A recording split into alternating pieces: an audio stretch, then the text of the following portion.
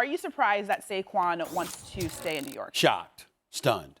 Not from a business perspective, because being in the media capital of the world is definitely something that you can manufacture into very, very profitable gains for yourself. So from a business side, Bart and RC, as a businessman, him playing the running back position, seeing how, perpetually shortchanged they are, it makes perfect sense, because if I anticipate that I'm never going to get the bag as a salary in the National Football League, then guess what? I can make some money off the court. As long as I keep my head on straight, fly right, and do what I got to do, I can find a way to manufacture that into dollars in the New York market.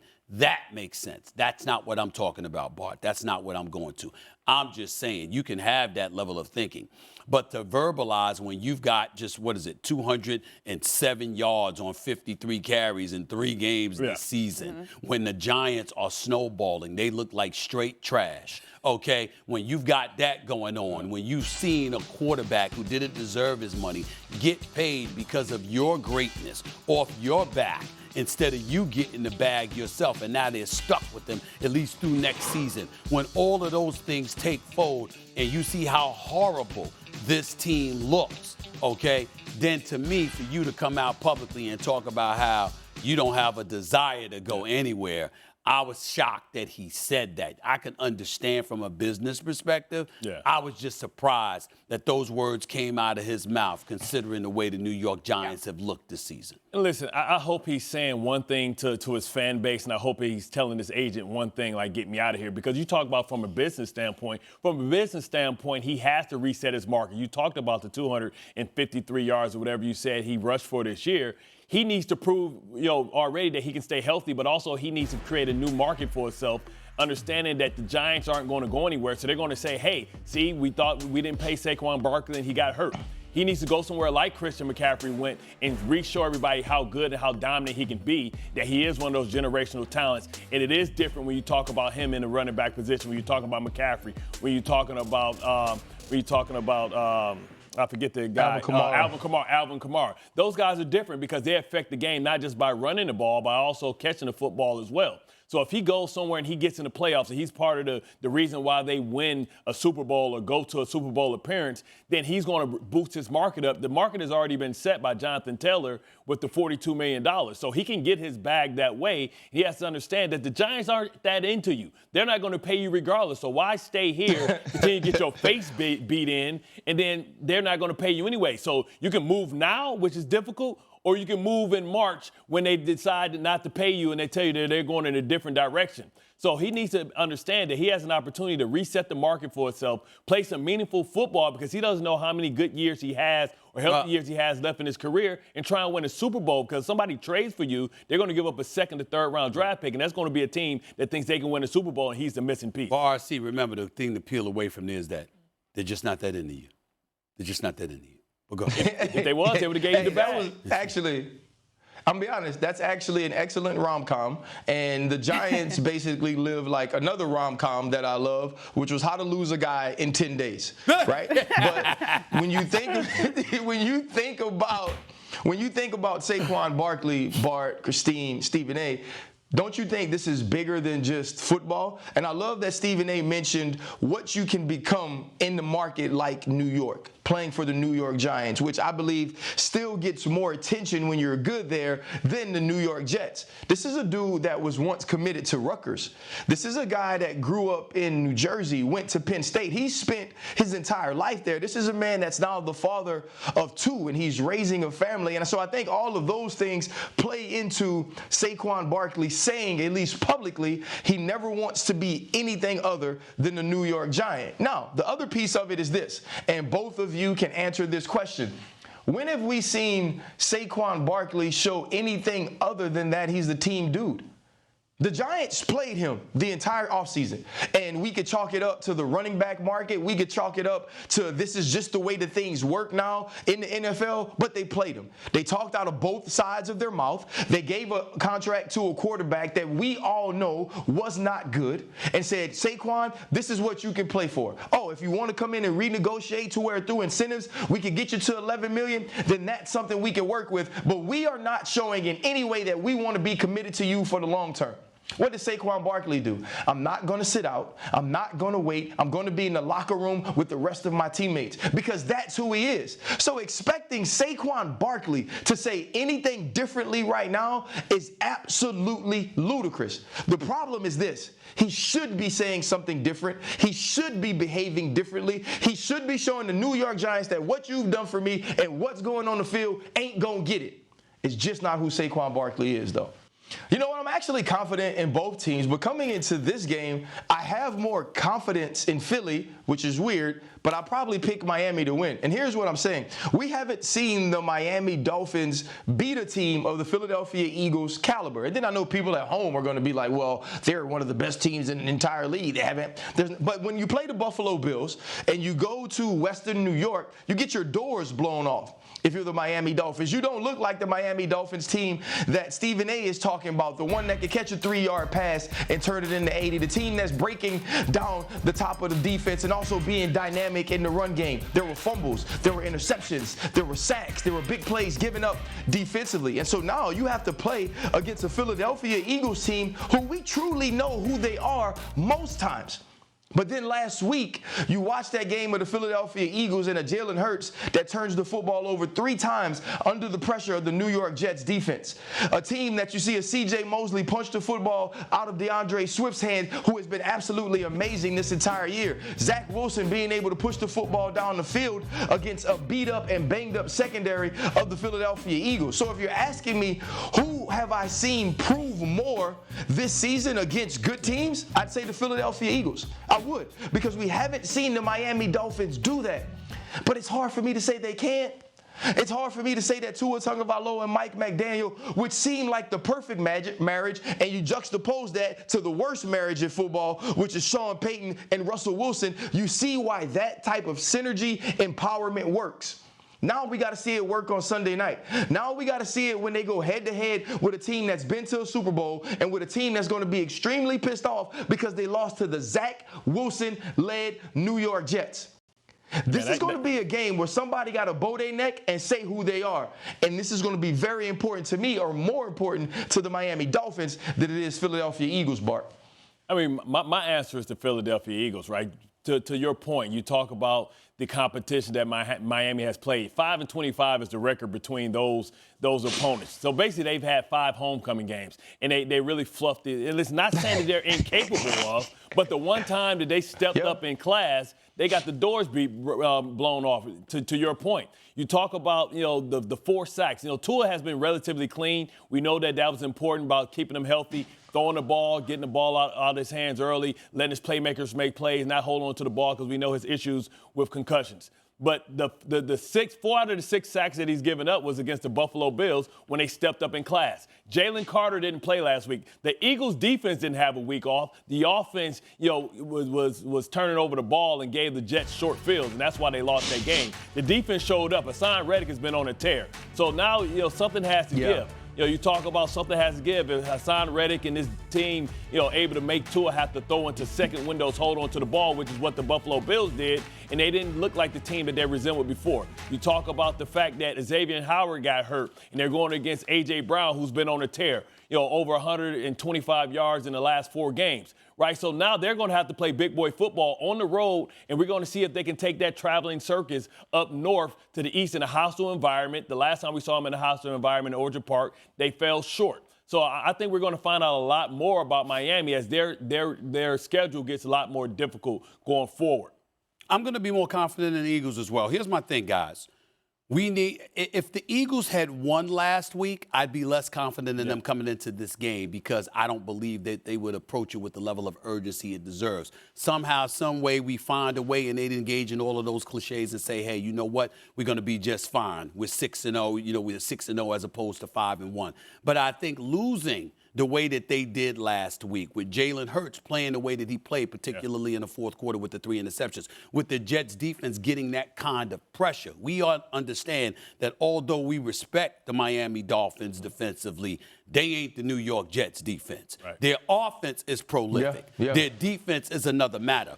And because that's the reality, if you're the Philadelphia Eagles, you really, really need to get your house in order and make sure that you get things going. And this is the perfect opportunity for you to do that. Plus, there's going to be a level of urgency because of who else? Tyreek Hill coming into the house. The electrifying talent that he is, the fact that the Eagles defense at times appears suspect and you can take advantage of those things, to his ability to throw the long ball, not just the short ball. All of these things coming into the equation with their offense being as prolific as it is, the Eagles are going to have to get their backs up. They're going to have to be ready for this, RC, because if they don't, Miami has the potential to blow you the hell out of the building. I think they know that. Lincoln Financial Field in Philadelphia, I think they'll be ready for it. Which is why I think they play keep You know away. what, though? Go ahead, Ryan. Yeah, but isn't this though? But isn't this like the total comparison of atmospheres? Like, let's look at these two coaches. Nick Sirianni is a dude that's like always intense, always on, always in your face, like celebrating, hardcore. He's perfect for Philly. And then you got Mike McDaniel, who's kind of just walking around as this boy genius, but he empowers everybody. He makes it fun. He gives everyone their own voice. And then even from the quarterback position, now we got Tua balling, right? And Tua steps up to the microphone, and you can see the fun in his face. You can see the excitement in his face. You can see that every time he walks into a stadium, he's happy to be there. He gets what he has. And then Jalen Hurts, who I love his poise, I love his composure, I love his demeanor, I love all of those things. He just always seems miserable to me now. He's so serious. He's so focused on being everything that a quarterback is supposed to be. He's so focused that it's all about wins. He don't look like he's having fun to me. Jalen Hurts, who just got all this money because he earned it, because he deserved it, because he was worth it, and brought this team to a Super Bowl, is more miserable now than I've ever seen him. And miserable could be the wrong word. It could be stoic. It could be serious. It could be focused. Whatever it is. But when you watch this team, the Philadelphia Eagles play, it's more clips of them going at each other, more clips of them having to have arguments or having to have these discussions and disagreements on the sideline to get fired up and ready to go. And that's not what we see from Miami. And so what we get to see on Sunday night is which way's the best? Which way works? Is it free-flowing and fun, or do we have to be locked down and focused and pissed off every day to go on the field? Who do you trust more on Sunday, Jared Goff or Lamar Jackson? Jared Goff. I trust Jared Goff more on Sundays than pretty much every quarterback in the NFL, and definitely every quarterback in the NFC. Jared Goff is the quarterback in the NFC that knows more than anyone who he is. And I think it's taken time to get there. It's taken time to become a leader. It's taken time to be able to play without Jahmyr Gibbs, to be able to play without David Montgomery, and find ways to create big plays to Amon-Ra St. Brown, to find ways to create big plays to Sam Laporta, to hit Jameson Williams over the top of the Tampa Bay Buccaneers defense. I love who Jared Goff has become. And I haven't always loved Jared Goff. I sure as hell ain't loved Jeff Fisher, Jared Goff. I didn't love the Jared Goff that can only create 3 points in the Super Bowl against the New England Patriots because he's late on a pass in the end zone to Brandon Cooks. But I do love this Jared Goff. I love the Jared Goff that has grit, the Jared Goff that's had to go through adversity, but the Jared Goff that is playing football right now for the Detroit Lions that is unfathomable, that is unflappable, right? That has learned to play through adversity and has found a way to make his teammates better. That's a Jared Goff. That's a quarterback that can lead a team to the NFC Championship, that can lead a team to the Super Bowl. And we are still trying to figure out who Lamar Jackson, this set of wide receivers, and Todd Monken are. What we aren't trying to figure out is who Jared Goff is. And if you take the 1-6 team in Detroit that started out last year, you couldn't say that. You take this team that started 5-1, the team that finished the season the way that they did last year, kicking Green Bay out of the playoffs at Green Bay, and you look at how they follow their quarterback. I know everybody in Detroit is saying, what up, though, every time they see Jared Goff take the field. It's interesting that you bring those points up because it can't be refuted. Here's what I think you're missing. You're looking at things from a very macro perspective. I'm looking at it micro. I'm not thinking about the macro with Lamar Jackson. I'll think about that after this weekend. What I'm thinking about is all the superlatives you just threw out about Jared Goff. And I'm thinking about Lamar Jackson saying, They think this brother better than me. Let's get it on. That's what I'm thinking about. I'm thinking about a guy. Thinking about that, Stephen A. No. I'm thinking about it. That's what I'm thinking about. And I think that Lamar Jackson's gonna go out on that field and remind those brothers that he's that dude. This is a dude that's completed 70% of his passes in 5 of the 6 games he's thrown. This is a dude that's already rushed for over 300 yards rushing. He's one of the leaders in rushing right now. Leads all quarterbacks, 327 rush yards, ranked second only to Jalen Hurts with 4 rush TDs, okay? We see what he's doing. He's doing his thing in play action passing, completed about 79% of his passes during play action. I'm just looking at some of the things. I don't like what I'm seeing from Odell Beckham Jr. He's only got like 9 catches. He's been a virtual no-show. They're going to have to get him the ball more. We understand that. We've seen Baltimore struggle against some teams this year. We've got to pay attention to that as well. But in the end, what it comes down to is that if Jared Goff is going to be that quarterback, making that kind of noise and doing some of the things that he's doing, I can see Lamar Jackson rising to the occasion, recognizing the quarterback duel that some people will obviously grasp as a narrative and answering the call for this particular game, going up against this particular Detroit Lions team on this particular weekend. I'm not taking macro, I'm taking micro, Bart. That's where I'm coming from with it. Yeah, so if you even go micro, listen, Lamar Jackson's been known to put that Superman cape on and carry the team, and I think that's the problem. They're still asking him to do too much of the heavy lifting. You talk about the run game and the fact that he's led the team in rushing the last 2 games. Jared Goff just has to be himself. And yes, without David Montgomery, he's maybe going to have to do more, but he proved that he can do that against a great defense or a good defense last week in Tampa Bay, showing that, him and Rashawn Brown can go for over 140 yards receiving. He can find a guy like Jameson Williams who adds a different element. But I trust the supporting pieces of the Detroit Lions more than I do of the Baltimore Ravens. If it wasn't for the Baltimore Ravens defense, playing at a high level, holding teams to 15 points, we would be talking about the Ravens in a different light. This offense, still needs to take the next step forward. They had too many drops a couple weeks ago. You talk about losing to the Pittsburgh Steelers with how bad their offense is. Well, the Ravens' offense was just as bad with the 7 drops. I think we can constantly, talk about Jared Goff and where he's going, but he's been through some adversity, and he was a throwaway for the Detroit Lions, and now they've embraced him as the leader, and I think he's playing with a level of confidence that we haven't seen him play with since Sean McVay came and saved him from Jeff Fisher. Well, something else we need to point to real quick, fellas, before I let y'all get on out of here. I talked about Odell Beckham Jr., 1 year, $15 million. Set 9 receptions for just 113 yards, no scores in 4 games. Let's look at this, RC. 3 different $1 million incentives in his contract. 3 different ones, including leading the team in receptions, leading the team in receiving yards, leading the team in TD catches. Obviously, he's coming up empty on all 3 categories. He looked cooked, yeah. He looked, I mean, we love him, and we thought it was going to be different. He looks cooked. That's why I'm calling for Saquon Barkley to be traded there. Zay Flowers is doing his thing. Nelson Aguilar's got a few catches. Of course, the reliable Mark Andrews, no doubt about that. Odell Beckham Jr. does not look like himself at all. If they don't get it going with him, I think we can start thinking about this could potentially be it. Yeah. It's been rough. But, RC, I want to ask you a question because you said that you trust Jared Goff more than any other quarterback in the NFL, I believe. What other quarterbacks do you have ahead of Goff? So that's NFC. That's NFC. I trust him more than any. So here's the thing. This is why I want to say it. I trust him more than any quarterback in the NFC. Okay. Every single one of them. Jalen Hurts, Brock Purdy, Dak Prescott. Now, you slide over to the AFC and you add the Patrick Mahomes, you add the Tua Tagovailoas, you add the Josh Allens, and those guys who I've seen in their system, the Joe Burrows, be more than Jared Goff is. That's different. But when you look at the NFC, not only with the quarterback resumes coming into this season, but with the way people are playing now. You look at a guy like Brock Purdy, when he has everything around him, he's absolutely elite. We saw him last week without Christian McCaffrey for 2 quarters, without Deebo Samuel for 3 quarters and a half against a great Cleveland Browns defense, and it was like, oh, okay, I see it now. There may be some things there where he absolutely needs all of these pieces to be at the level we've seen him play at. Jared Goff, whether Amon-Ra St. Brown is down, whether Josh Reynolds is down, whether Jameson Williams is on suspension, we've seen him without Jahmyr Gibbs. We saw him without David Montgomery. I've lost all faith in the Chargers. Brandon Staley got to go.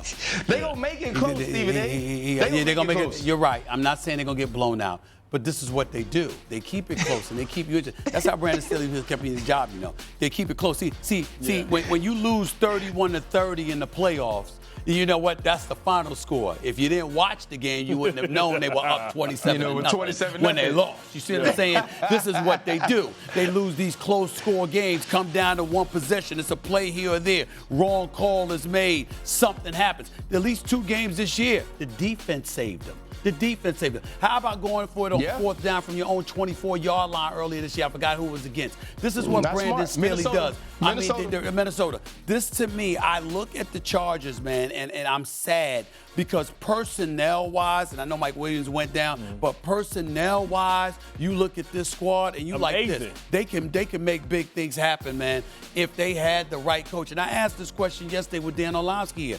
I'm like, what if Mike McDaniels is coaching, as much as we love Tua, what if Mike McDaniels is coaching Justin Herbert? What if Justin Herbert is throwing it to Tyreek Hill and Waddle and Berrios and these brothers? What if Justin Herbert is doing that? The thing is, I'm just not sold on them. They find a way to get in their own way. Sean Payton is the one that should be most salty. He should have stayed his ass in L.A., stayed on Fox, and just waited down the block with Brandon Staley. He should have been there every Sunday going like, he didn't even have to speak, y'all. All he had to do was Sunday. All he had to do was this. Brandon Staley. And that's it. If Sean Payton did that is not they would why. have said, yo. Brandon Staley. Hold on, go ahead, RC. What you saying? No, I'm gonna tell you this. This is what Sean Payton saw. Every time you go to Walmart down here, they don't have no tellers, right? You can't go to no lane where somebody can help you. You got to go to self-checkout because the Waltons gave all that money to Sean Payton. Sean Payton wasn't waiting to go to Los Angeles. Sean Payton was finna get this Walmart money, this $85 million. He don't care nothing about what's happening in Los Angeles. He ain't tripping on Russell Wilson. He went for the money.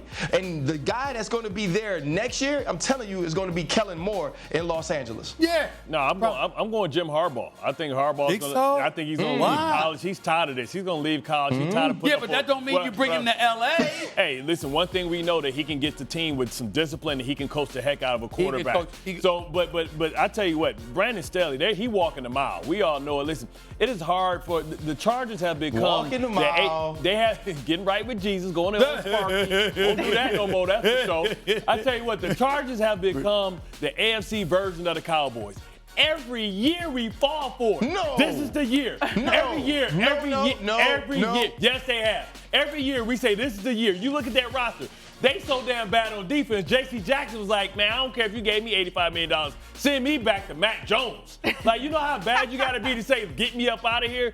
They got Khalil back. They got Bosa, Derwin James. Exactly. Yeah, he's terrible because the defensive concept from that team is horrendous. I'm watching a dude 12 yards off the ball on 3rd and 5. He's bailing at the snap. Ain't your head coach a defensive guru? Who's teaching that? We watch the backup for the Jets come in and be able to go one-on-one with A.J. Brown. These dudes can't cover themselves up with a wet blanket. I'm telling you, these guys are horrible.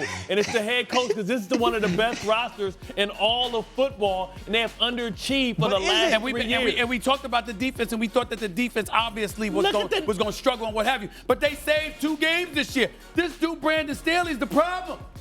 Now, you know what I said. The brother would have took commercial. Yeah. He wouldn't have been allowed on that jet back home from Jacksonville. I'm telling you that right now.